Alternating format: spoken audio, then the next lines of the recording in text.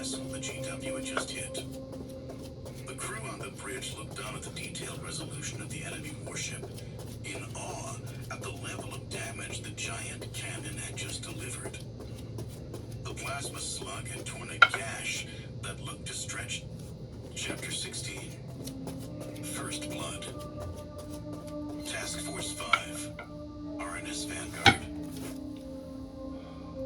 Commodore, the task force is now underway. The ships are in position and following our lead, Ensign Godley announced as the Vanguard approached the wormhole. Thank you, Ensign.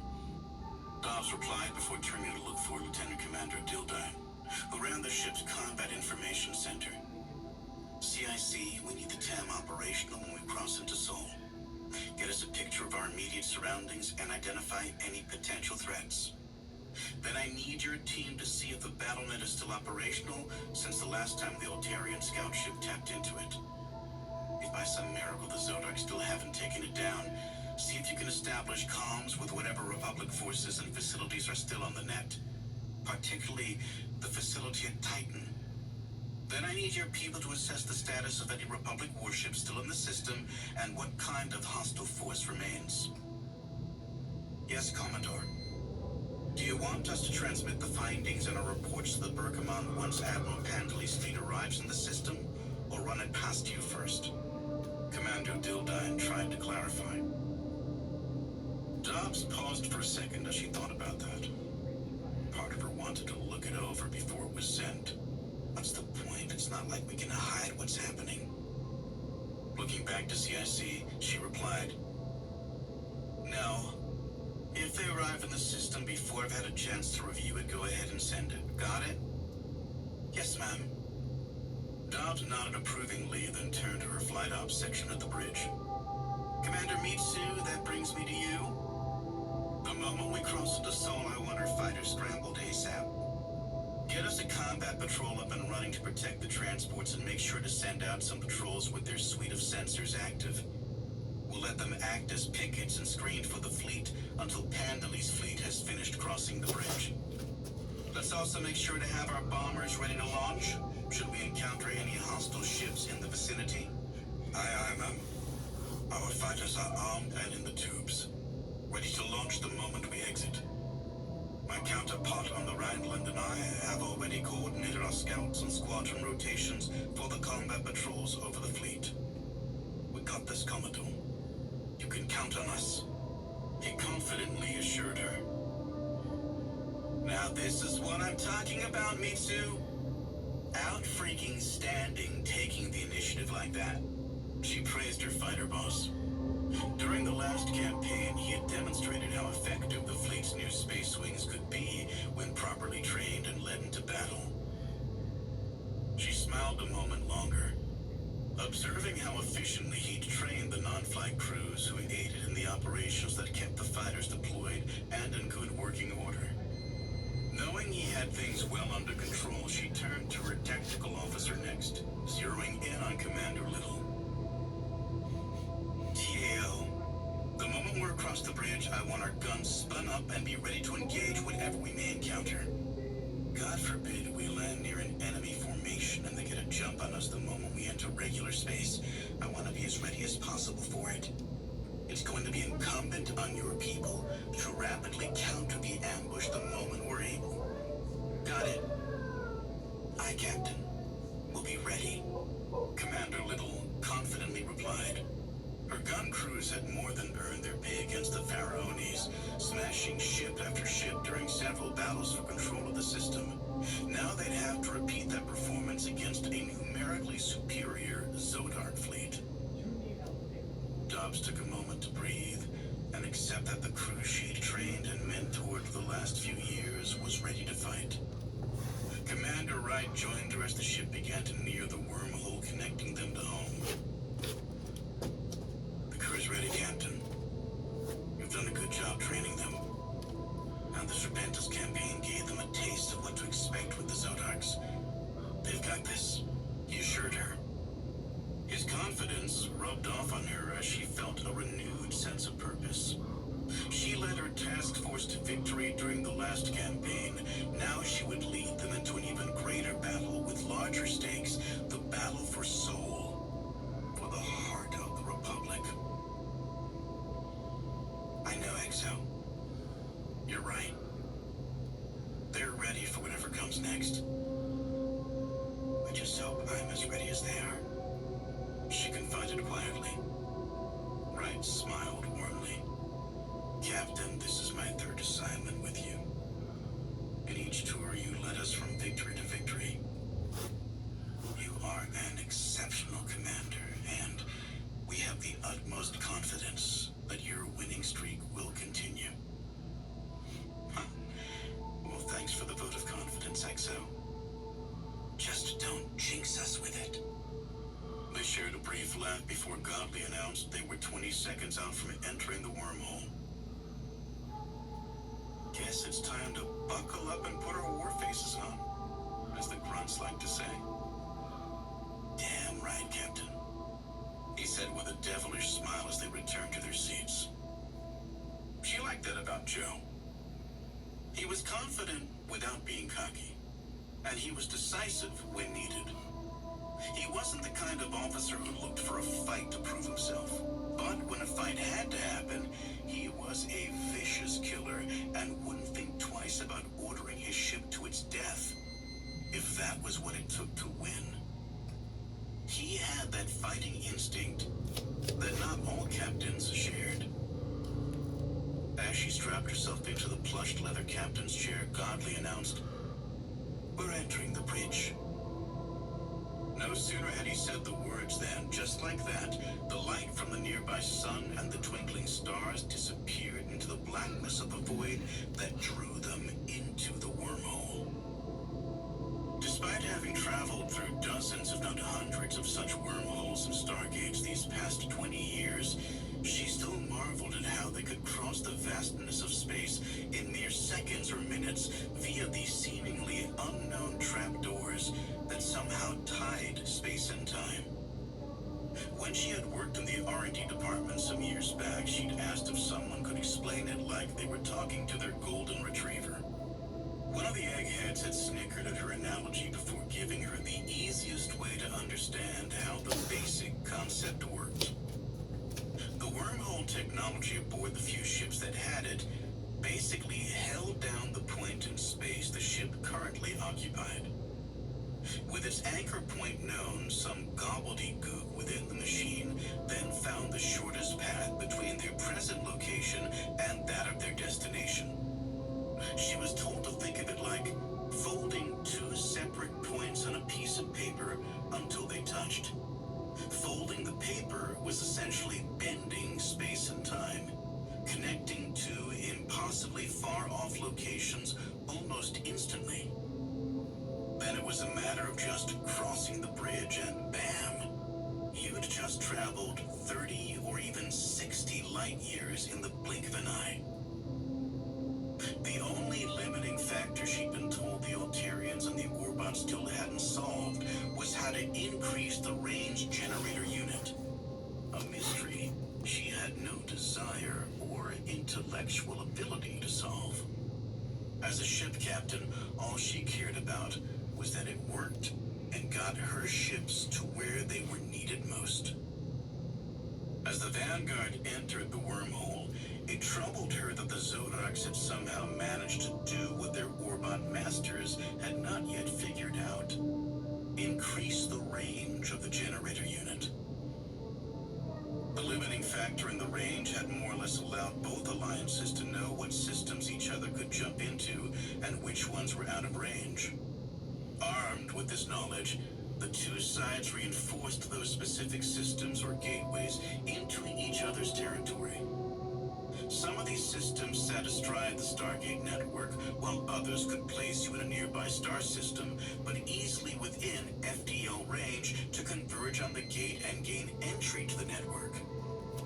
Admiral Pandley had shared with her how this limiting factor to the wormhole generator had created a détente of sorts, in that it focused the war on specific border regions instead of leaving vulnerable the entirety of the Alliance core worlds and habitable systems. If the Zodarks have this technology, this will change how war will be fought. she could drift too far into her thoughts, the voice of Ensign Godley snapped her back to reality. All stations, we are approaching the exit. Stand by for normal space in 3, 2, 1. We're out. Dobbs looked at the monitor still showing the blackness of the wormhole when suddenly they emerged from the darkness, now bathed in the light of the sun. The stars of the Milky Way and the occasional glow of the planets of Sol refracted the sun's light. They were home. Then Commander Wright got to his feet, taking charge for the moment as he kicked the crew into action with rapid-fire orders. With her XO riding the crew of the bridge, she entered her captain's code into the BattleNet's command channel and hoped it was still operational. The BC-2, as it was called, was the captain's only system channel for ship captains to converse amongst themselves, away from the prying eyes of their crew and subordinate officers. The private channel gave them the freedom to talk openly amongst their peers and instantly know what Republic warships were in the system. Unless the ship operated under some sort of special order or permission, it would automatically show up in the BC-2 channel regardless of whether the captain had logged in. It had become an incredibly useful tool since its implementation shortly after the war had ended. Dobbs stared at the screen, waiting for the ship to detect the BattleNet, praying it would tell her there were still ships in the fight, that the Zodarks hadn't prevailed just yet. Then Commander Dildine announced excitedly, "Captain, we're picking up a signal from the BattleNet. It's still up. The Altarians were right. The Zodarks either don't know about it or haven't gone after it yet. Oh, thank God. The BattleNet is still up. The battle hasn't been lost yet," she thought pensively, hope rising within her. "Authentication verified. We are not connected to the system. New data is beginning to populate our libraries. My people will need a few minutes to sift through the incoming data, but we should have a system-wide status update report ready for you shortly." Hearing the update sent a wave of emotions through her, and judging by the faces of those around her, the others felt it too. The Zodarks hadn't won yet. The battle was still undecided. Rising to her feet, she took command of the situation. "All right, people. This confirms it. Our people are still fighting, which means we have work to do. The battle isn't over, and we still have foxes raiding the henhouse. Right now, I need everyone to stay focused on the task at hand and not get ahead of themselves. We still need to figure out the fleet's status and where the enemy's at. Ensign Godley, set a course for Titan Station and get us on the move again. I want impulse engines to 10% until the Altarians have joined us." "Aye, aye, Captain," came the quick reply as the ship got underway. The engines powering the vessel surged the ship forward into what might soon become the final battle to save the Republic. With the ship on the move, the officers across the Vanguard began issuing orders to their sections, preparing the ship for battle. Having just completed a combat deployment to the Serpentis system, her crew had become a well-oiled machine, ready to wage war and to lay waste to the enemies of the Republic. "Captain, we have established comms with the task force. All ships report green status and are now underway," Lieutenant Waldman announced. Dobbs turned to her comms officer. "Thank you, Lieutenant. Send a message to Delhi telling them to form a forward picket line with the frigates Duncan, Somerset, Bremen, and Hessen as we head toward Titan. Then order the Rhineland to come abreast to our port side as we take lead ahead of fleet support vessels and assault ships." "Aye, aye, Captain. Do you still want the cruisers Dragon and Hamburg to cover the flanks toward the rear of the formation?" Waldman asked before transmitting the next round of orders. "Yes, keep them on the flanks. Tell them, if we run into the enemy, we're going to call them forward to join our battle line." With her task force on the move, it wouldn't be long before the Altarian fleet began entering the system and their two forces would merge. Once they secured the non-combatant ships at the Titan facility, Dobbs was certain Admiral Pandalay would order the warships of the fleet to advance on the enemy. She just hoped they weren't too late. Then she saw an alert flash on her terminal next to her chair. The message was letting her know the BattleNet had finally synced with Vanguard. I have to check on this before the rumor mill starts. Looking to Commander Wright, she said, "XO, you have the bridge. Let me know if you need anything." "Aye, Captain. XO has the bridge," Wright announced as he took command of the ship. With the XO running the ship, her attention shifted to the terminal attached to the side of her chair. She synced the feed to her Neuralink before scrolling through the ship's registry. She could now access the BC2 channel without anyone seeing what she was looking at. She set a filter to show all the vessels that had stayed in or passed through Seoul during a 24-hour window from before the invasion had happened until the moment they'd arrived. With the filter in place, she started her search, noting the names of warships, transports, and orbital assault ships she had friends on. She continued to review the names of the ships in Seoul at the time of the attack. More and more names of the ships were being highlighted in red. Far more than what she had hoped to find, gray or green.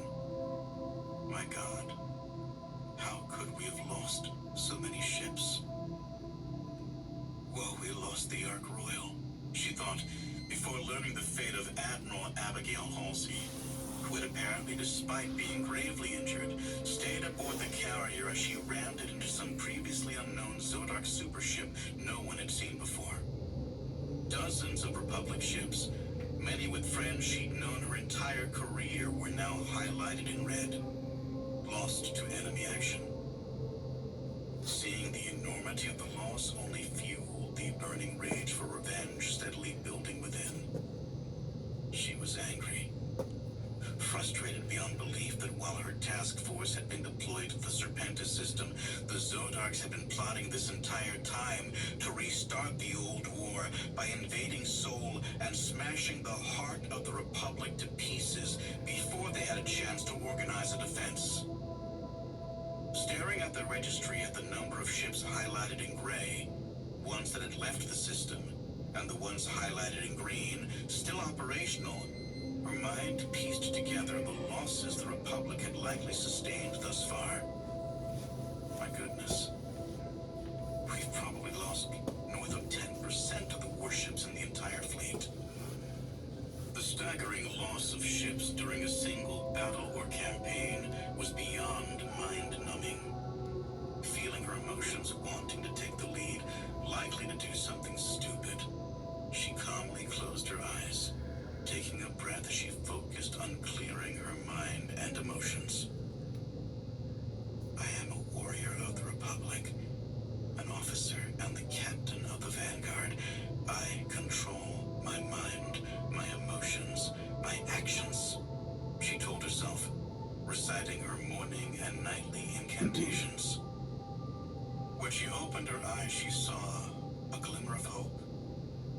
The status of the warship George Washington was still showing green. What? Did she tell you? That second fleet, that means Admiral McKee must be in system. Selecting the ship, she opened a private channel to the Admiral and waited for the chat box to respond. She crafted a message giving a brief summary of the ship she had with her, along with the news that Admiral Pandalay and an Altarian fleet would be joining her momentarily. Hitting send on the message and not knowing how long it might take for a response, she looked for the most recently transmitted significant activity, or SIG-ACT reports, in hopes that reading some of them over might help get her up to speed on what was happening across the system and where the heaviest fighting was still taking place. As she looked at the reports, a particular headline caught her attention, and she scanned its synopsis.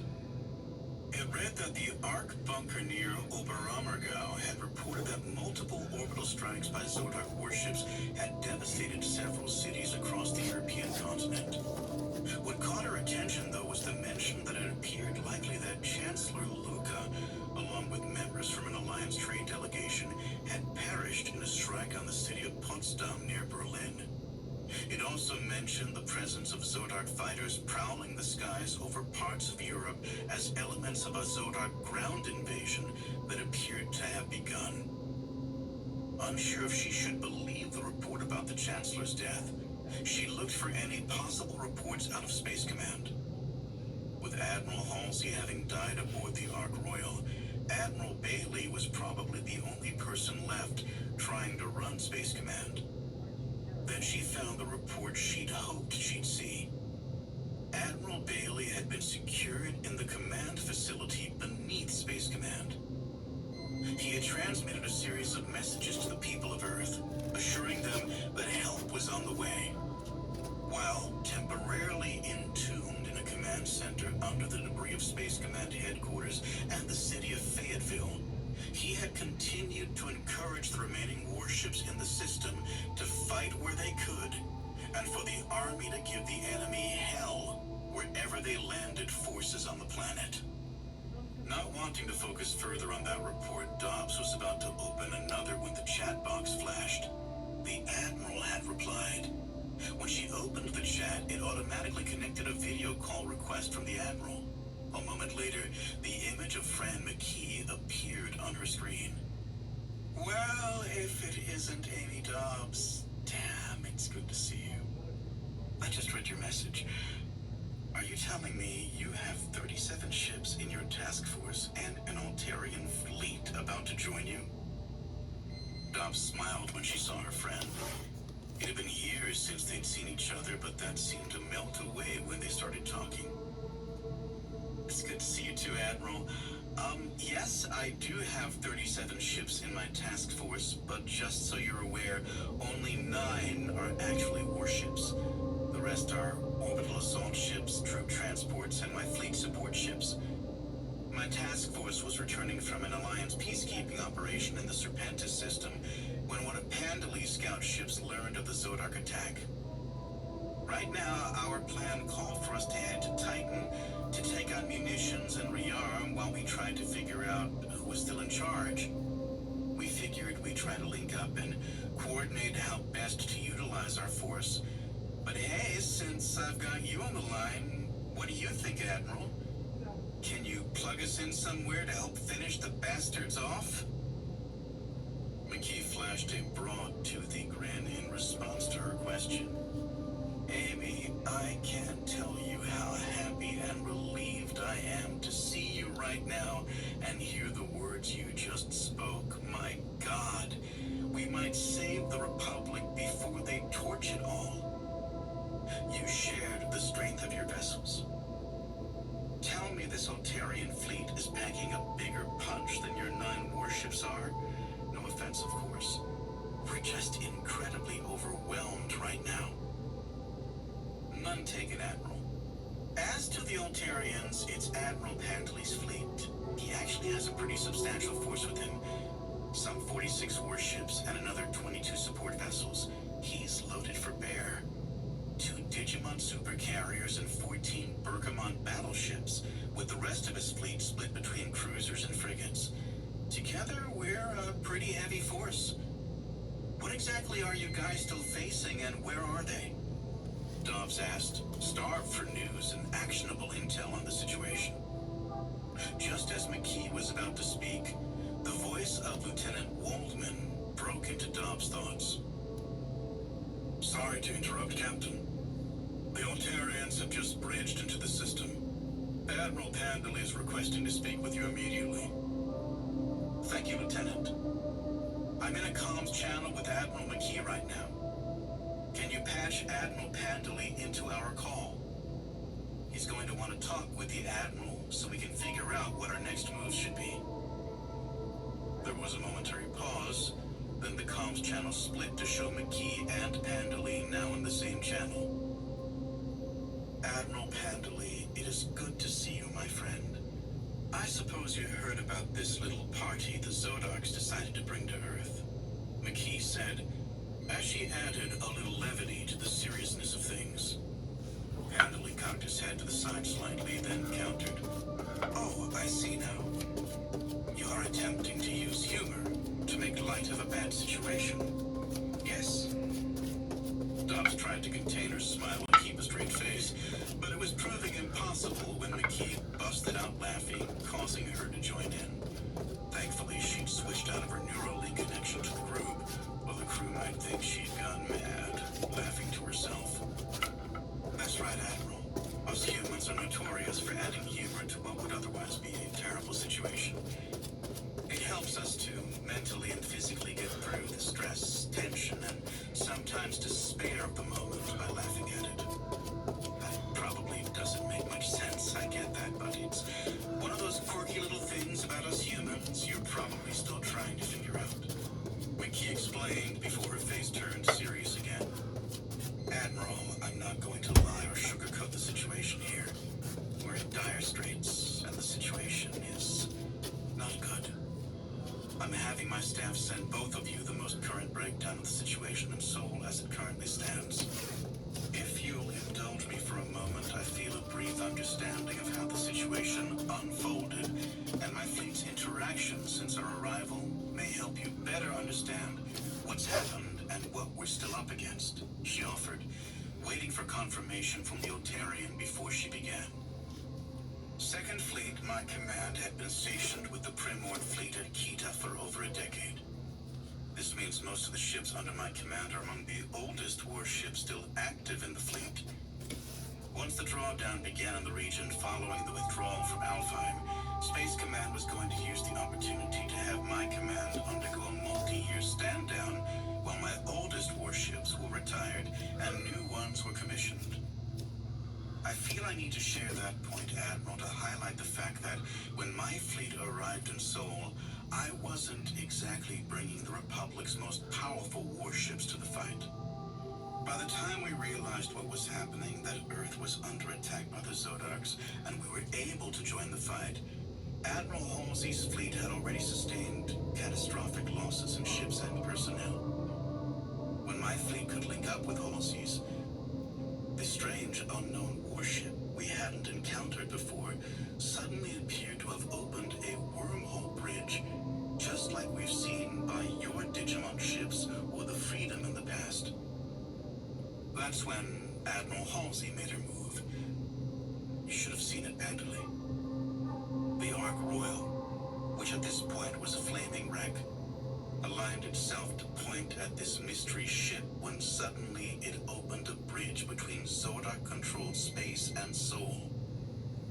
A couple of Zodark ships moved across, but before further ships could join, or worse, new ones crossed over, Halsey engaged her ship's FTL drive. One moment the Royal was there, then the next moment it was completely obliterated as it collided with whatever this new Zodark ship was. McKee explained as Dobbs and Pandalay listened with rapt attention. Admiral McKee, when the ships collided, did this collapse the bridge between the system? Or is this vessel still operational? Pandalay pressed for more information. She nodded at the question, then explained. When the Royal collided, it collapsed the bridge instantly. It appears to have caused catastrophic and unrecoverable damage to whatever this new ship is. With the entire forward section of the vessel missing, it's not just exposed to the vacuum of space, it's now exposing whatever is left of its crew to lethal levels of solar radiation and other harmful rays a ship's hull would typically protect you against. For better or worse, what's left or still operational of that ship is stranded at this point.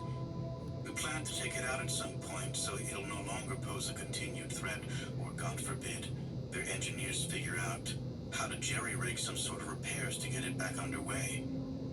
Right now, we're trying to figure out how to get at the enemy landers and troop transports before they can land more of the ground force on Earth. Pandalay grunted as he listened to her account of what had happened. Then he explained. Admiral McKee, this is your home system, and your home world is under assault. If you want to assert command of Alliance forces until the Viceroy arrives in the system, then I will submit my command to your authority. If I may, however, offer a suggestion.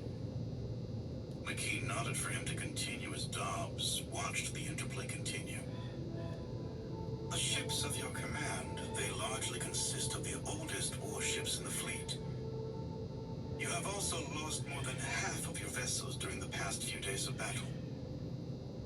I believe in this situation, given the disparity in capability, it would be better and more efficient at this point if the Alliance forces would fall under my command until the Viceroy arrives on the scene. Would you or the remainder of Republic forces be opposed to allowing me to command your forces until his arrival? McKee didn't hesitate for a second. She readily agreed to place her command and the remainder of the fleet under his command until the Viceroy arrived to assume control of the situation. With the lines of authority now clearly identified, Pandalay ordered Dobbs to make haste to Titan military complex so her ships could reload their munition stocks and prepare for the next battle. Pandalay would leave a minimal escort to protect the orbital assault ships and the fleet support vessels they would leave behind at Titan, out of harm's way until they were needed.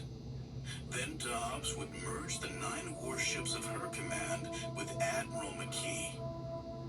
While her ships would reinforce McKee, Pandalay's force would angle in to hit the enemy formation from 2 more vectors of attack, forcing the enemy to further split dwindling resources in an increasingly futile fight.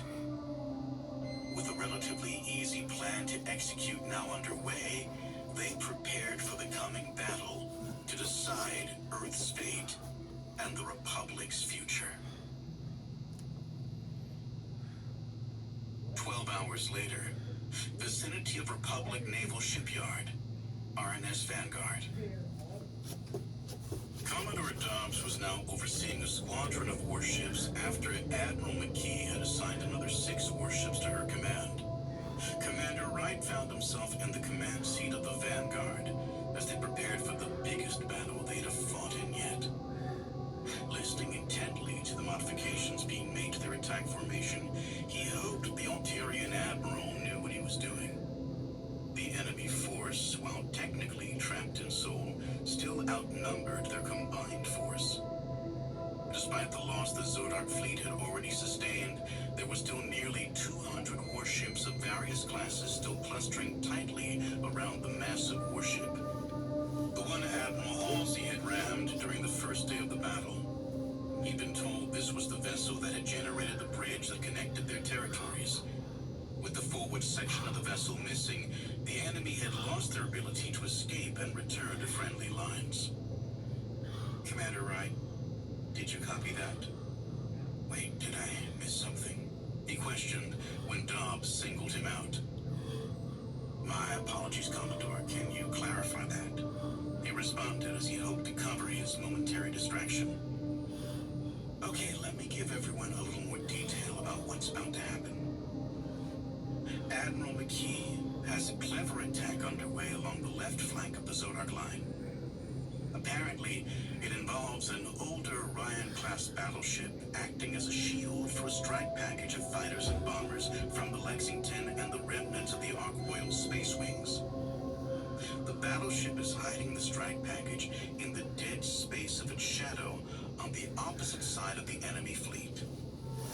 Once it's gotten the fighters in close to the transports, or it ends up going down itself, then the plan calls for the fighters to reveal themselves and initiate their attack on the transports.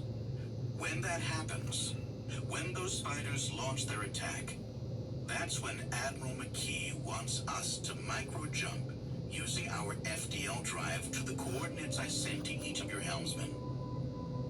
The Vanguard, Sumer, and Intis will move into a blocking position, placing their vessels between the rear of the Zodark formation and the rest of our squadron.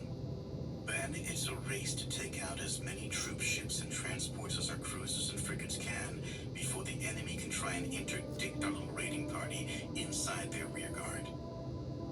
You can bet the Zodarks will shift their firepower against our battleships pretty quickly. So our cruisers and frigates will need to act fast. At some point, they'll force our battleships to withdraw before we take on too much damage and find ourselves unable to withdraw. Is that a little clearer for everyone now? Everyone understands the plan now? Yes, Commodore, loud and clear. Right acknowledged with the others. Okay then.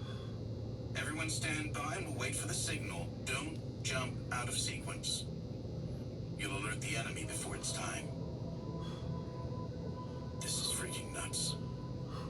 We should be sniping at the enemy's flanks, not risking the bulk of our warships in a direct head-on melee like this, he thought privately. He'd learned early on in his career, if you valued your next promotion, keep your opinions to yourself, unless asked. He obviously wasn't privy to the plan the Admiral had cooked up.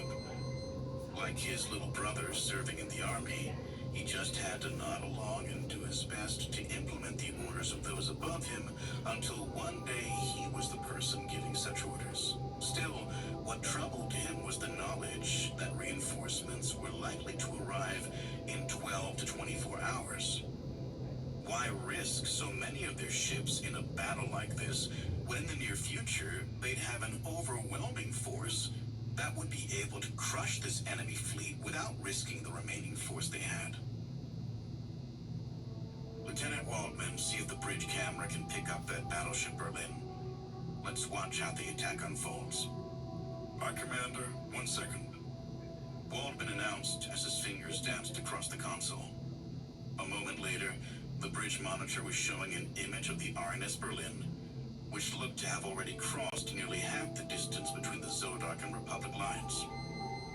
He watched with rapt attention as the older Ryan-class battleship did its best to slip past and around the enemy lines on an intercept course to a cluster of transports his own ship was going to attack. Come on, guys. You can do this. Like the others on the bridge, he found himself rooting for them to go unnoticed just a little longer. He knew it was unlikely the enemy wouldn't detect them. They were too big, and right now, they were burning their thrusters, which only further attracted attention.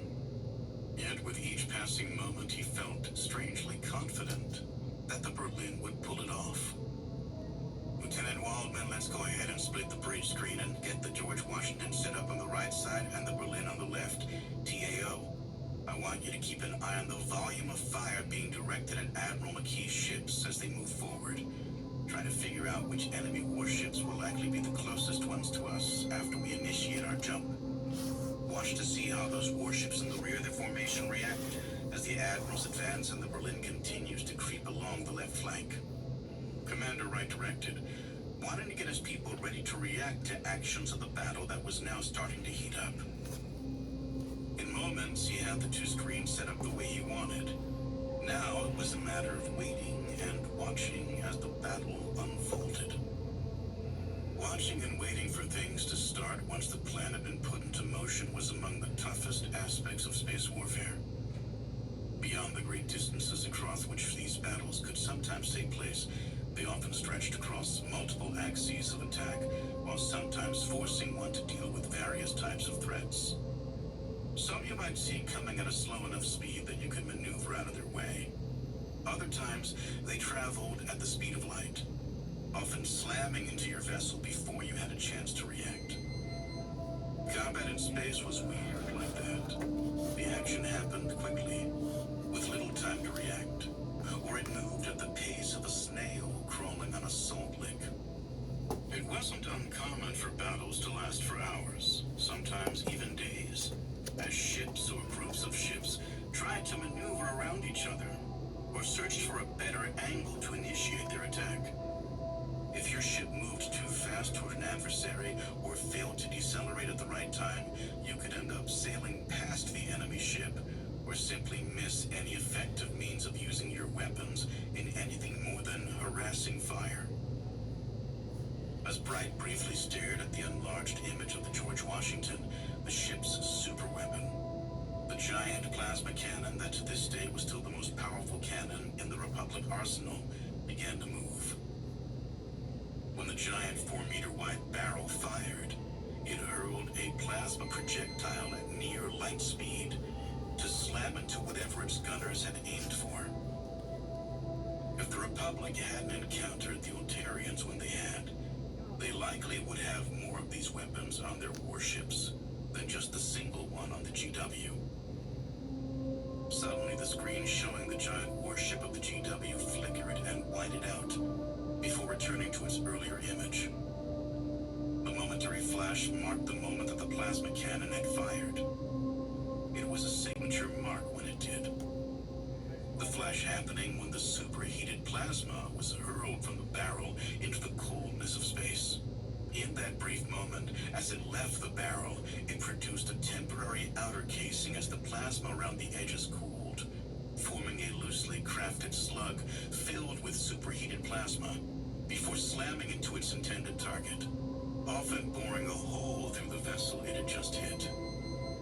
Once the screen's resolution returned after the flash, he and the others watched what looked like a vapor trail stretching the distance between the GW and the Zodark ship he knew was one of their base stars or supercarriers.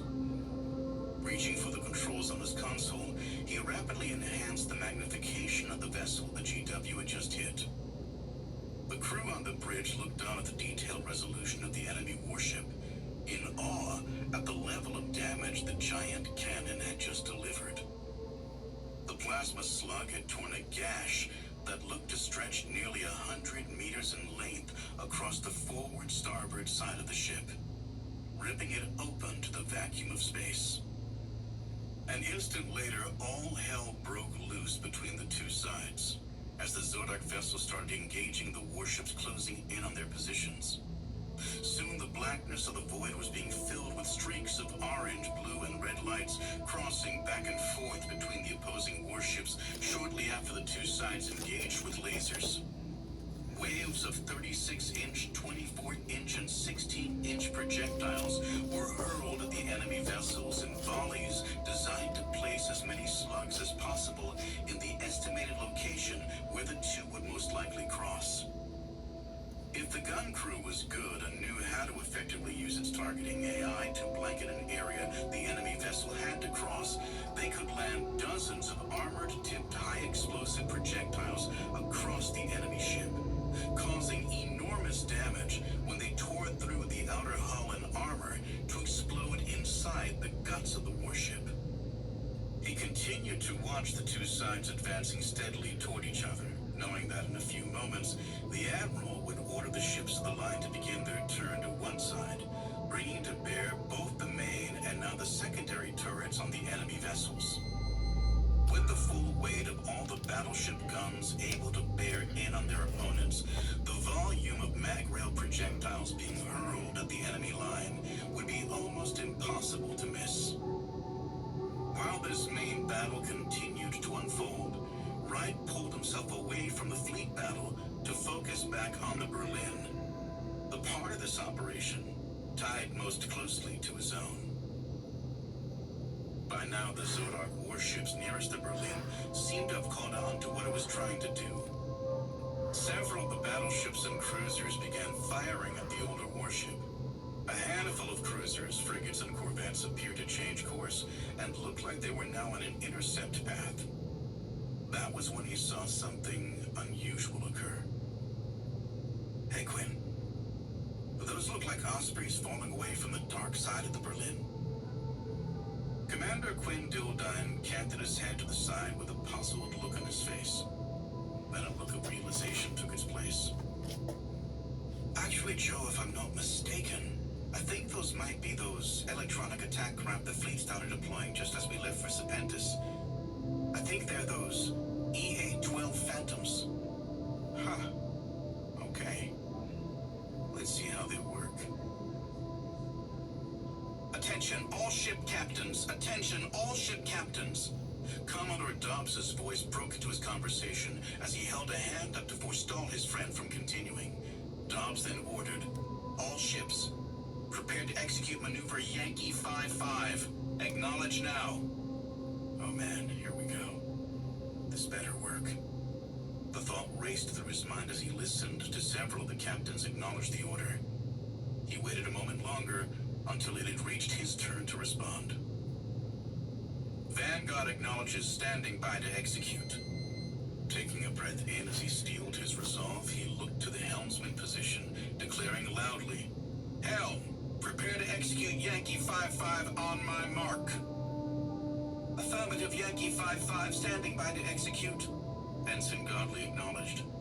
Wright saw a bead of sweat run down the side of his face before his hand could stop it. Turning to Commander Little, he said, "TAO, your section ready. We good to go?" He knew the success or failure on this attack was going to come down to the accuracy of their gunners and the speed of the crews to keep them firing. "Exo weapons ready, all turrets showing status green," she replied confidently, holding her chin up in pride, knowing her gun crews and the spacers that manned them were among the best in the fleet. He smiled at her confidence, nodding as he did. He knew she ran a tight crew. Her chiefs practiced and drilled the ship's gunners' mates until their weapon scores were nearly perfect. They were accurate as hell and swift on the trigger when it counted. Two things critical to slinging lead at your opponent and taking them down before they could do the same to you. He returned his gaze to the Berlin while he waited to hear the final order that would start their role in this growing battle. Watching the older battleship, he saw that the volume of enemy fire around it had gone from a few loosely aimed shots to a hailstorm of laser fire intermixed with missile streaks racing towards them and the occasional haphazardly spread of plasma torpedoes looking to rely more on luck than actual skill to score a hit. Then a flash occurred near the Berlin's midsection, the explosion's size and brightness catching him off guard. It looked to have shaken violently from the blast. Then several of its engines appeared to go offline simultaneously with most of its weapon systems. That was when he saw a swarm of tiny little dots racing away from the ship's far side. His brain told him this was the strike force, the combined space wings of the two supercarriers, Lexington and Ark Royal, now hurling themselves toward the enemy transports and troop ships before the enemy could react to this sudden turn of events.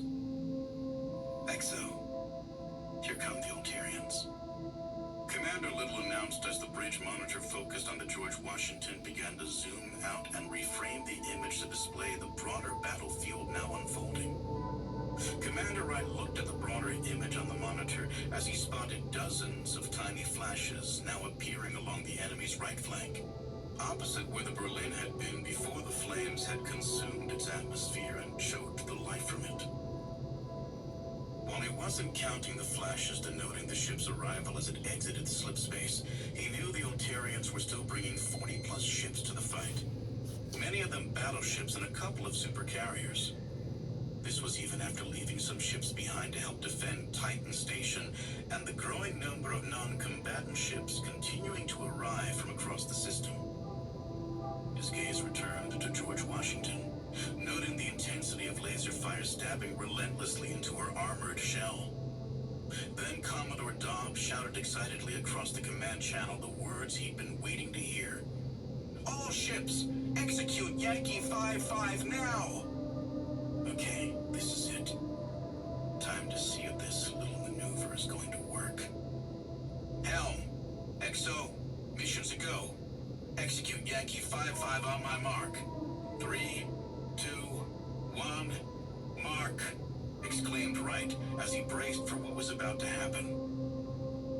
The ship lurched forward as the FTL drive catapulted the ship from behind the naval shipyard to a position behind the Zodark battle lines. In fractions of a second, the micro use of the FTL drive had allowed them to travel several million kilometers as they appeared to have skipped over top the enemy position like a flat sandstone rock across the surface of the water. As the Vanguard came out of slip space faster than it was squeezed through it, his mind raced with the realization, holy crap, that worked!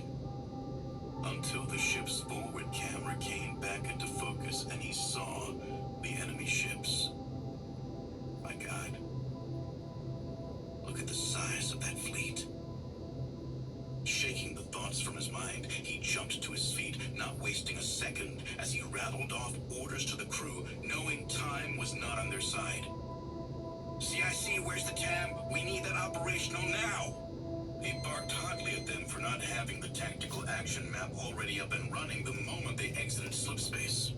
Helm set a course that'll bring our starboard guns to bear on the enemy and give us the best chance to run cover for our frigates and cruisers. Keep impulse engines at 20% and relay to engineering to be ready in case we need to jump to 100% should we need more maneuverability.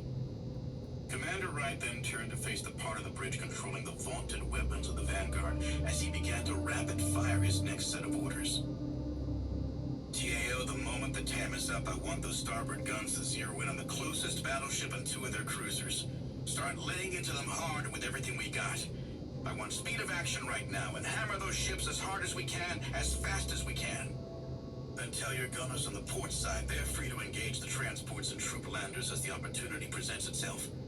Ensure they're watching out for our frigates and cruisers as they begin their attack runs on the same targets. I don't want to hear about any friendly fire incidents. God forbid we nail a few of our own ships in the process. Wright explained, making sure she knew the parameters to pass on to the gun crews. Then Commander Mitsu interrupted before he continued with his next round of orders. XO, I just released the dogs from the kennel. Both Gripen squadrons have launched and are moving to engage the Vulture, still mixing it up with the earlier strike force. The rest of the 20th Fighter Group will be ready to launch in the next 5 minutes. He smiled at the news and the initiative taken by the Vanguard's top pilot. That's outstanding, Commander. The moment the rest of the pit bulls are ready to get in the fight, I want you to cut the muzzle and take the leash off and sick him at the battleship the TAO tagged for today's gunnery practice. It's time to feed the dogs some vultures and glaives for lunch. Mitsu and those on the bridge broke out in laughter at his humorous reply. The levity of the moment seemed to have tempered the anxiety steadily building on the bridge. From the moment they had come out of slip and gotten their first view of the enemy fleet, he'd seen the faces and eyes of those on the bridge, looks of fear, uncertainty, and doubt about how they would overcome the sheer size of the enemy fleet. When he saw what remained, particularly against the backdrop of the still partially operational Zodar supership, he felt compelled to try and work in some humorous motivation, to keep their minds from slipping into despair or feeling the situation was hopeless. We can win this. They can be defeated. I just have to keep them focused on that. With the actions to fight the ships now fully put into motion, Wright circled the bridge, checking with each department chief and lending support when and where it was needed. After his initial check to see how they were doing, he was drawn to the holographic display map the ship CIC managed and oversaw. Standing next to the real-time 3-dimensional rendering of the battle happening around them, he became transfixed by what he saw. Then, sensing someone approaching him, he turned to see Master Chief Abe Ellis nearing the terminal next to the map. Typing as he spoke, he commented, "It can be overwhelming if you try to take in the entire battle space at once." Overwhelmed by the data was exactly how he felt. He was still getting used to these 3-dimensional holographic renderings of the battle space. Throw in hundreds of tiny icons representing friendly, allied, and enemy warships on different planes and axes of attack, and it became overwhelming. I'm changing the center of the map. This should make it easier to see what's happening around us. Chief Ellis explained as the hologram momentarily disappeared, then reappeared. Now an image of the Vanguard was anchored in the center of the hologram. To one side were the transports and landers their squadron was attacking, while on the other side were a handful of cruisers and a pair of battleships trying to stop them. While slow to respond initially, they were now reacting with a vengeance against those trying to cull the flock they were charged with protecting. Too late now. The fox is in the hen house and he's hungry. Wright furrowed his brow, then pointed. Zoom in on this battleship if you can. I want to check something. Okay, 1 second. A moment later, the battleship came into focus, much larger than before. Now the details of the giant ship were visible, with the kind of clarity only the TAM could give. The closer, high-resolution image showed flashes of crisp blue light from the turbo lasers of the Vanguard, intermixed with volleys of mag-rail slugs, scoring hits against the vessel while some volleys of fire missed and sailed by harmlessly. Then his eye caught what he was looking for. Smiling, he pointed excitedly. "Right there, Chief. That spot on the battleship. Get it highlighted and sent to the gunners. I want them to focus their efforts on hitting that spot with everything they've got." Ellis bunched his eyebrows as he looked at it. Then a smile appeared. "Aye, sir. Good catch. Gonna have to scold the kids for not spotting that sooner. They're learning. Just point it out and make sure they're looking for it on the other ships. We don't get many chances like this, so we can't miss them when they happen." Boom! A loud explosion rocked the ship. Alarm bells blared and shouts erupted near his engineering officer. Then a second explosion rocked the ship, causing him to grab for something, anything to keep from falling to the floor. "Hey, what the hell happened? Give me a damage report now," Wright shouted, catching a glance from Commodore Dobbs, her eyes betraying her concern. "XO, we took a hit to the starboard replenishment dock. It shot through the blast door and caused a rapid depressurization of Hangar 6 and warehouses 6, 7, and 8. Lieutenant Hinkle replied from his station. "Okay. How about finishing the report, Lieutenant? Is it contained? What happened with the second explosion? Don't leave us hanging with an incomplete report like that," he rebuked softly, annoyed at having to ask the obvious follow-up questions that the engineering officer should have anticipated. "Damn it, Tinker. You had to send me a bridge replacement who isn't ready for the job."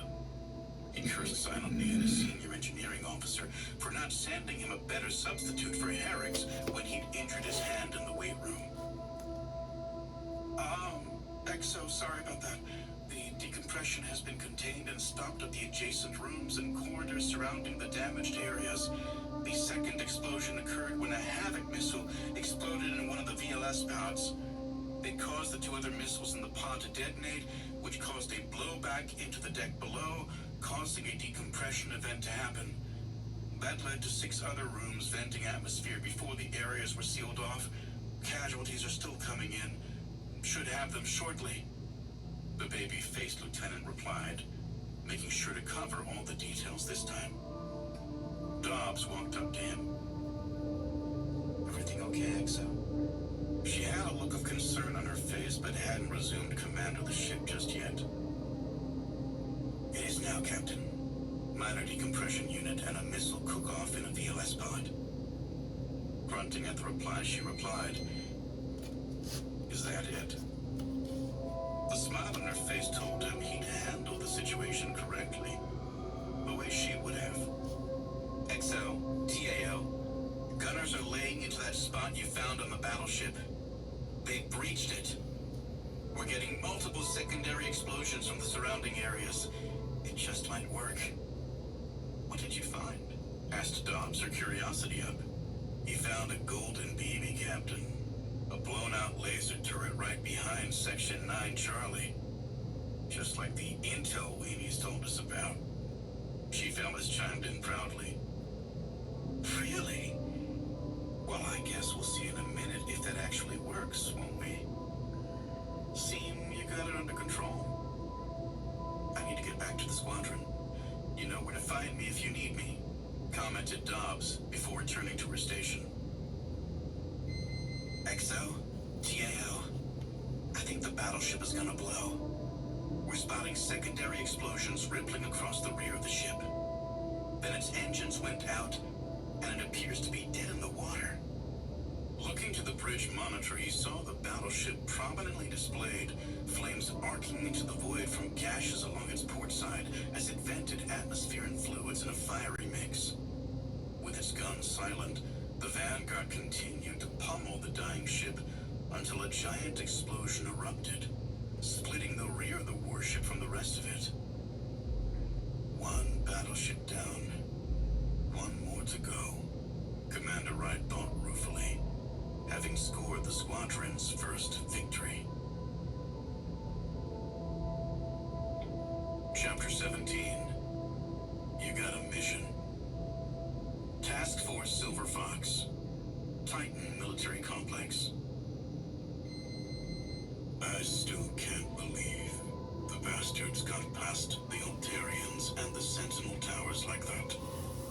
Bemoaned Major Hero quietly as he stood next to Colonel Royce, the two of them staring out the floor-to-ceiling windows in the briefing room next to the ops center. Our ships never stood a chance, Colonel. Once those corvettes got inside the fleet, his voice trailed off for a moment. Well, assault ships and transports aren't battleships no matter how large and tough-looking they are. We can't shrug off hits from plasma torpedoes and volleys of missiles like they're a warship or something. I still can't believe those Altarians fell for that ruse and chased after that cruiser, leaving our ships exposed like that. Then the booming voice of Major General Vernon V.C. Crow unexpectedly joined the conversation. I'm angry about the situation too, Major. But some things are outside our control, and this happens to be one of them. So let's put this out of our minds for now and focus on the task at hand. Once these bastards have been thrown out of our system, we can properly mourn the dead and pay our respects. But the dying ain't done yet. So until it is, let's keep our war faces on and make the enemy pay for what they've done. Hooah! Roy snickered at the proverbial army saying for anything and everything except the word no. You'll be all right, sir. We knew some of the units on the Crystal City, that's all.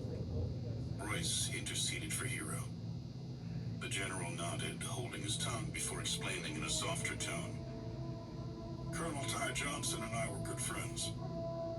We went to the War College together, the command course, and for a time he worked as my aide-de-camp before he pinned his eagles and took command of the regiment. His loss is personal, Major. So I get where you're coming from. You need to get this sadness, this frustration out of your system here. Once the briefing starts and I hand out the new assignments, I don't want to hear any whining from the officers. Our mission just started, and I want you focused on killing Zodarks. We good? We're good, General. And I agree. It's time to refocus the mind on the task at hand. Killing Zodarks. Hero replied with an edge to his voice. Roy saw the general smile approvingly at the quick change in attitude. He knew his friend had won some respect from the general, and that wasn't a bad thing to have. A handful of minutes passed, giving them a moment to clear their minds before the briefing started. Soon the room began to fill as a crowd of officers and senior NCOs filled the room, taking a seat with an uncomfortable view that stirred the emotions of anyone with half a heart. Beyond the floor-to-ceiling windows of the briefing room overlooking Range 2 was the wreckage of the RNS Crystal City. The giant, second-gen orbital assault ship had come under attack by a swarm of enemy corvettes. When 3 out of the 5 Altarian frigates had gotten lured away from the fleet, the enemy had pounced before anyone knew what was happening. The Crystal City, Canberra, and Dixmude had been pummeled by multiple barrages of plasma torpedoes fired at almost point-blank range, leaving little to no opportunity to evade. What made the loss of the orbital assault ships sting the most was how fast they'd blown apart or crashed into the moon, leaving no time for the crew and the soldiers aboard to escape before it was too late. Listen up, soldiers! The general's voice boomed loudly throughout the room. Colonel Royce, observing the chattering soldiers, quiet down as the general got things underway. I want to acknowledge the elephant in the room before we get going, VC declared as he waved a hand in the direction of the Crystal City. They sucker punched us. No way around it. Sometimes it's pure luck how you end up being the one to survive and others don't. I can't change what happened and neither can you. I won't lie and say it's not hard to accept the loss of 6 regiments like this in freaking bites. But right now, we're still alive and are being charged with a new mission. Killing Zodarks. Something I know all of you bastards are good at doing. About an hour ago, I received an updated SIGAC report from an ARC located in Oberammergau, near the Bavarian Alps. I also received an update from Admiral McKee on the battle taking place near Earth, and unfortunately, I have to be the bearer of more bad news on top of it all. So let's rip the Band-Aid off and get the bad news out of the way first, the General said before he began to look uncomfortable. He took a breath in before he continued. There's no easy way to say this, so I'm just gonna say it. The Chancellor, Alice Luca, she's dead. Gone. The Zodarks killed her and a JSOC team sent to beef up her security prior to moving her to Oberammergau. VC explained, holding a hand up to quiet the room so he could continue. Unfortunately, the rest of the news I have to deliver isn't good either. So let's just get through it, he stated before signaling to an aide to bring up the slides to the briefing. As it stands right now, 6 battleships and 8 cruisers continue to fly over our cities in low Earth orbit. With each trip around the globe, these bastards continue to pummel our cities from the high ground. When this initially began, Space Command headquarters, the Senate, and the Chancery were among the first targets to be hit via an orbital strike. Admiral Bailey is currently secured in the command bunker underneath Space Command, so he's safe.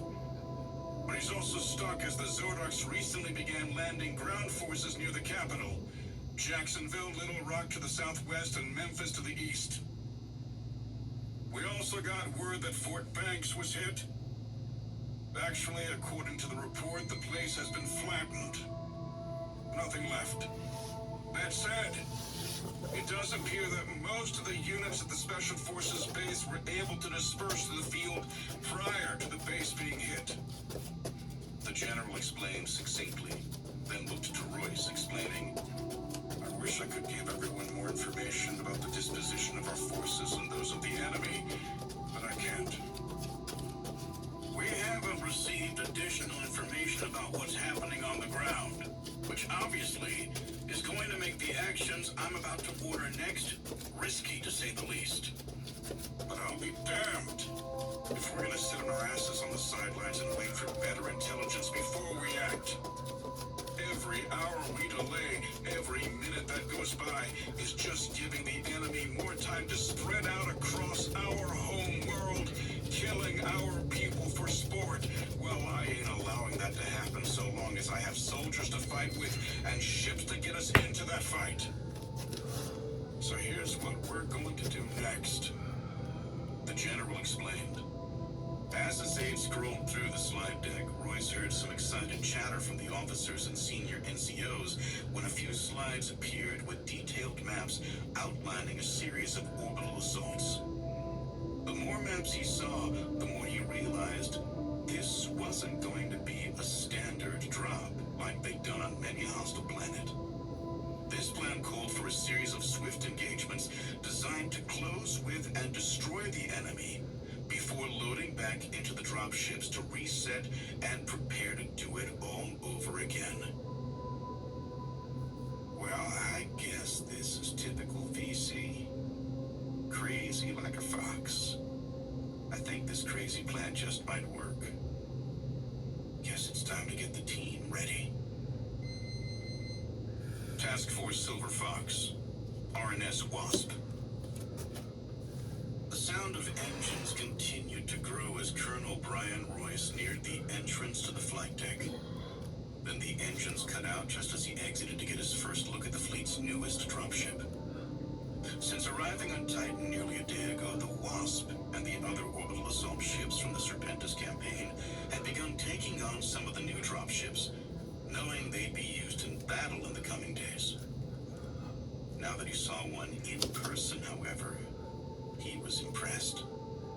Looking it over from a distance, he figured it had to be close to twice the size of an osprey, and at least 3 times as deadly. They had kitted this bird out with more weapons, missiles, and rockets than he cared to count. Standing there, hands on hips, he surmised privately. About time they gave us a bird that'll clear a DZ in the middle of a fight. It wasn't that he didn't like the ospreys. They were a tried and tested vehicle. But they were also pushing past 40 years of service. They had modernized to a B model a few decades back. He'd also heard the new C models were finally being phased in. I guess we'll see what these ospreys look like in a few hours, too. Pretty wicked looking, isn't it? Commented Command Sergeant Major Lou Bossi as he stood next to him. Royce grunted at the obvious. The ship was loaded for bear. Turning to Bossi, he answered, "Yeah, I think this will work, Sergeant Major." What are they calling it again? Bossi reached for his cue pad and then commented, "Found it. The spec sheet I was looking for. Okay, so they're officially calling this the AHT-12 Scarab. That stands for Assault Heavy Transport, kind of like the AT or Assault Transports the Ospreys are technically called.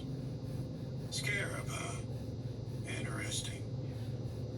You know what the other name for a scarab is?" The sergeant major bunched his eyebrows before slowly shaking his head. "It stands for Scarabenia. You know what that means, Sergeant Major?" Royce asked, barely able to contain the smile spreading from ear to ear. "It means dung beetle. Think about that for a second. They named our newest dropship after a beetle that feeds and rolls around in feces. That's right. What they say they built this to be able to do is roll around in the crap, survive, and come out on top." They had a good laugh at the name, but were glad someone had finally gotten around to developing a platform to deploy their Cougars into a hot DZ without getting blown apart. God, if we have to leave Sol to go on more of these quote-unquote peacekeeping missions for them to come up with something useful like this while we're gone, then perhaps we should volunteer for more of these so-called peacekeeping missions. Bossi joked half-heartedly. "Oh man, don't give them any more ideas than they already have, Sergeant Major. Besides, I didn't mind deploying all that much when I was a single man. Now I've got a wife I haven't seen in nearly 2 years. A 6-year-old who hasn't seen me since she was 4. And a 2-year-old I've never met. If I thought the Zodark threat was gone, I'd retire tomorrow and spend the rest of my days with my family and not miss this job. So back to the Scarab. Aside from laying waste to a DZ, what else can they do?" Bossi turned serious as he listened to him. Everyone in the SF community knew who Brian Royce was and what he had done and gone through during the last war. He was a legend in the Deltas, a legend that had only grown when he'd led Task Force Orange in the counterintelligence effort to hunt down and eliminate the Muhabbarat's direct action teams, known as Anis. But once an operator got married and started a family, they either got divorced relatively early in the marriage, or they tended to get out. Few actually made it work. "I hear you on the family, boss. That's why I'm waiting until I'm ready to hang it up. Seeing as the war is back, guess that's gonna be a little while. So if I'm reading the Scarab spec sheet right, it says it can carry 2 fully loaded DF-12 Cougars straight off the ramp into battle. I'll believe that when I see it." Bossi muttered before adding, "They also say it can be reconfigured to carry a Cougar on a single platoon, or 2 platoons and some mixed cargo." "That's, actually not bad, sir. Might have been nice to have on the Serpentis campaign, but hey, they're going to let us use them now, so I guess that's good." While Bossy steadily explained the rest of the Scarab's details, Royce walked towards the giant machine and surveyed the exterior. Hot damn. They finally gave us something that can fly into a hornet's nest and stick around to fight alongside us. And it can carry not one but two cougars directly into the fight. About damn time. As they talked and got a quick tour of the inside from a crew member, Royce got a message from the ship's captain to come see him. Letting the captain know he was on the way, he told the sergeant major to make sure the teams were ready. He had a feeling it wouldn't be long now before they were sent in to recover the fleet admiral and get him aboard a ship where he could take proper command of the fleet. From the bridge of a battleship or carrier, not hiding in a bunker. RNS Wasp CIC. Captain Pritchard saw the Delta commander walk onto the bridge and waved to get his attention, gesturing for him to come join them in the CIC section. As the Army colonel approached, Pritchard was glad he was on their side. Something about these augmented super soldiers kind of unnerved him. He knew about Colonel Royce's exploits during the war, hell, everyone did.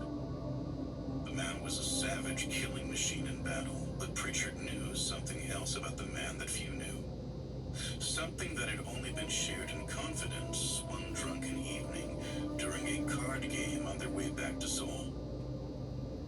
Beneath the facade of a Special Forces warrior was a man struggling with deep regrets and pain from a loss so strong he wasn't sure how the guy hadn't offed himself yet.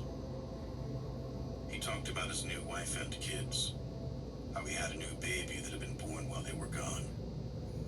He suspected it was his wife and kids that had kept him going. After that evening, the two of them had gotten along better than at any other time during the deployment. Walking up to the holograph table, the Army colonel didn't mince words, asking, "Captain, I assume from your request for me to see you on the bridge that we've been given the green light to proceed?" "That we have, Colonel. Seems the battle over Earth has turned in our favor. Reports have it the remaining Zodiac fleet has relocated to Ceres. That's one of the dwarf planets in the asteroid belt between the orbits of Mars and Jupiter." Pritchard explained before adding, "Now that their fleet, or at least what's left of it, is gone, Admiral McKee wants us to recover Admiral Bailey from the bunker beneath Space Command and bring him aboard the Wasp. I'm sure once the Viceroy arrives with the Freedom, he'll transfer his flag there. In the meantime, the enemy fleet has held the high ground for several days. They've taken that time to deploy a substantial ground force to the surface while hitting many of our installations with orbital strikes, flattening much of our military infrastructure. What's interesting to note about this deployment, however, is that they appear to have scattered their forces around the planet, creating smaller defensive pockets rather than trying to consolidate into any sort of large force. The Zodiacs seem to be coalescing around these roving bands that look to attack nearby cities and population centers. This is where you guys come in. General Crow wants your Deltas to recover Admiral Bailey from the command bunker beneath Space Command, then recover General Ridgway, who was vacationing in Lisbon, Portugal. I don't have an exact location on him just yet, but we should once we arrive in orbit above Earth. Sorry to interrupt, Captain, but aside from the few ODA teams for this deployment and the single battalion from the Rangers, have any other ground assets been given to us to use?" "Colonel, that sounds like a question for General Crow. If you'd like to take a moment to send him a quick note, we can take a short pause before continuing." The soldier shook his head and motioned for him to continue. "As you're aware, Colonel, a few upgrades the fleet has been working on appear to have finally made their way into operational status. I assume you saw some of those new scarabs on the flight deck? Well, we're also taking on some upgraded Ospreys, too. We should have everything aboard the Wasp in the next half hour. Once we do, the fleet will rally together, and then we'll jump to Earth and arrive as a group. From there, we'll await orders from Admiral McKee telling us we're clear to begin landing operations. In the meantime, if you need anything else from my end, don't hesitate to ask. Pritchard finished, doing his best to ensure everyone was playing the same sheet of music. I think we got it, Captain. Thank you for your help and the ride. Just ensure our air assets are available when we need them, and we'll take care of things on the ground. Pritchard didn't envy the task ahead of Colonel Royce's men. His people sat aboard starships. Occasionally they fired the ship's weapons. But those Deltas, on the other hand, they had the toughest job in the service. Killing Zodarks on the field of battle. Up close and in person. I'll make sure you have all the CAS we can offer. That's my promise to you, Colonel. Chapter 18. Let me show you, son. FMT-161 Greyhawks, approaching Jacksonville, Arkansas. Earth, Sol System.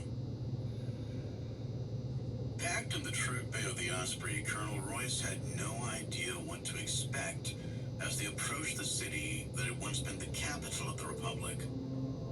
Looking at the faces of his fellow operators, he saw the same questions, concerns, and uncertainty he was feeling. Captain Yoder, your guys set? Royce asked over the Neuralink.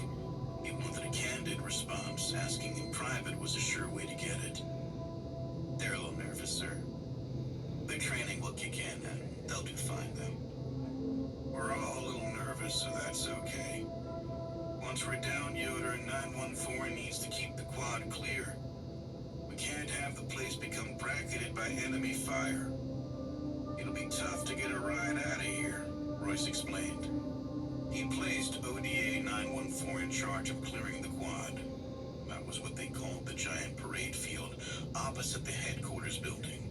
Surrounding the quad were 6-story buildings with glass siding, all part of Space Command. They know the urgency of the situation, sir. We will get it cleared, and we'll keep it cleared. Captain Canty, once we're on the ground, 915 needs to bum rush the headquarters building before the Zodarks can react to our sudden appearance. I'm going to tag along with your team, but we must push hard and fast to get to the bunker. The Admiral knows we're coming for him, so he'll be waiting. But you can bet your ass once the shooting starts, the Zodarks are going to react, and they'll likely call for reinforcements. Royce explained softly, the Osprey jostling them a bit as they continued their descent toward the city. Roger that, sir. 915 knows the deal. They know what they have to do, and they'll do it. No worries on this end, sir. We got it. And it'll be a pleasure having you with us.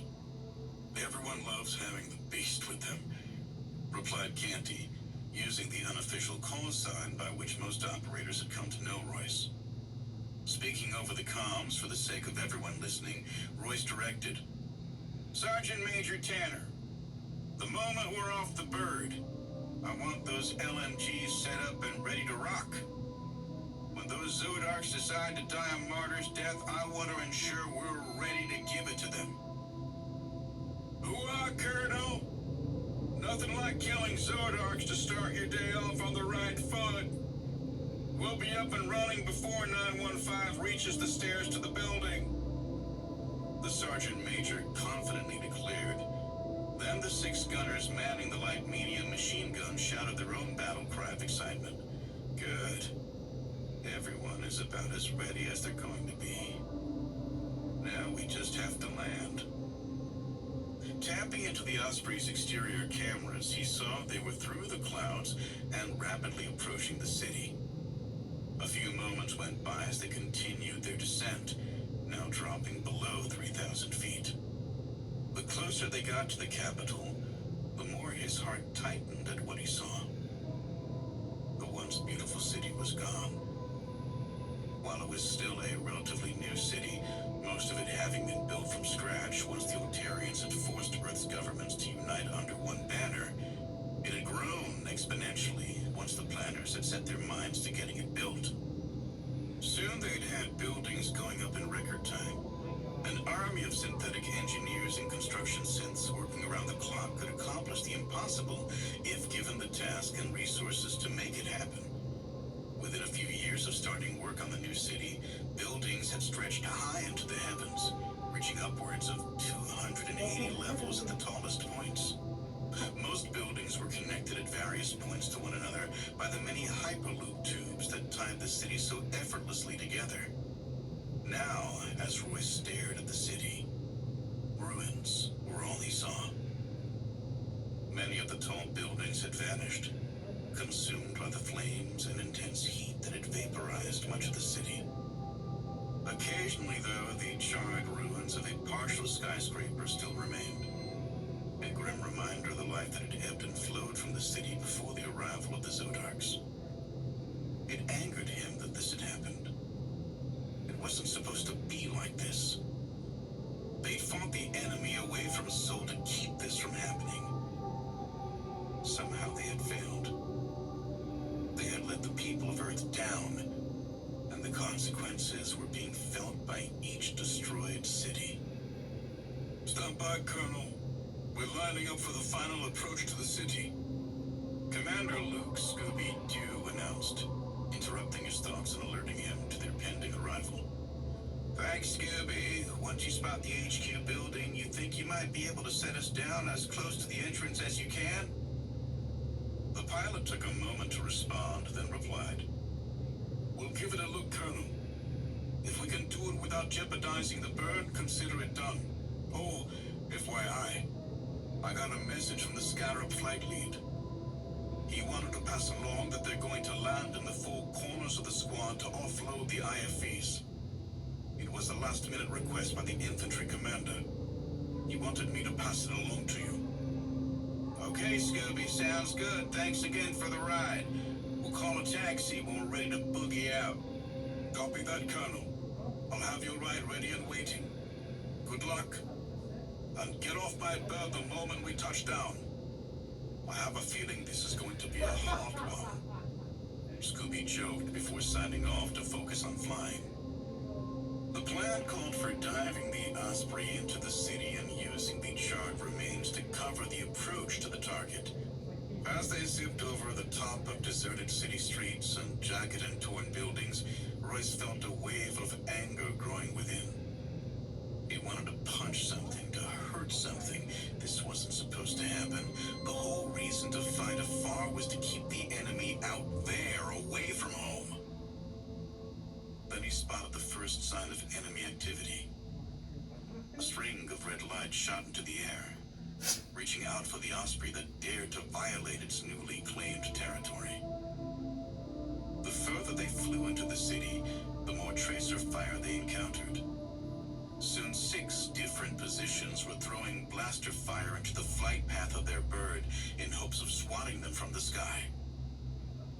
Stand by, Colonel. We're now on the final approach to the LZ, and it's going to be hot. As we come into the area, we're going to give it a strafe on the way in. See if we can't take a few of them out for you on our way in. Then we're gonna give you a swift kick at the last minute to get you off the bird so we can get out of here. Scooby said, half joking, half serious about not sticking around longer than he needed to. Hang tight, people. It's going to be a hot landing. Everyone off the bird the moment they say go. And eyes up, guns up, and let's hit our targets fast and catch a ride on the way back to get us out of here, Roy said, explaining the last-minute change in the situation around them. Hoo-ah, came the obligatory response, letting him know they were ready to roll, ready to get off this ride and on with the mission. While he was talking, the Osprey started taking enemy fire from the nearby buildings. That was when Scooby hooked the Osprey hard to the right. It looked and felt more like it was drifting through the air as he slowly spun the Osprey's nose into a 360-degree turn. With the pace of enemy fire steadily picking up, Scooby engaged the hostiles with the Osprey's forward guns, while his co-pilot worked the turret mounted below the chin of the aircraft. In moments, the two of them had laid waste to a dozen or more Zodarks shooting out of blown-out windows and torn-apart walls from the buildings lining the parade ground opposite the headquarters building. By the time Scooby had completed a full turn of the Osprey, the crew chiefs, normally seated behind the pilot, had made their way into the troop bay and lowered the rear ramp as the pilot rapidly approached the ground. When the pilot gave the signal, the crew chief shouted, "Everyone out! Get off the bird and start shooting those bastards!" "You heard the man! Get off the bird now!" roared Sergeant Major Tanner as he hit the quick release to the harness. Then he was on his feet, yelling at the operators around him to get off the Osprey like it would blow any moment. After hitting his own quick release, Royce was on his feet, moving to the ramp as the operators emptied off the Osprey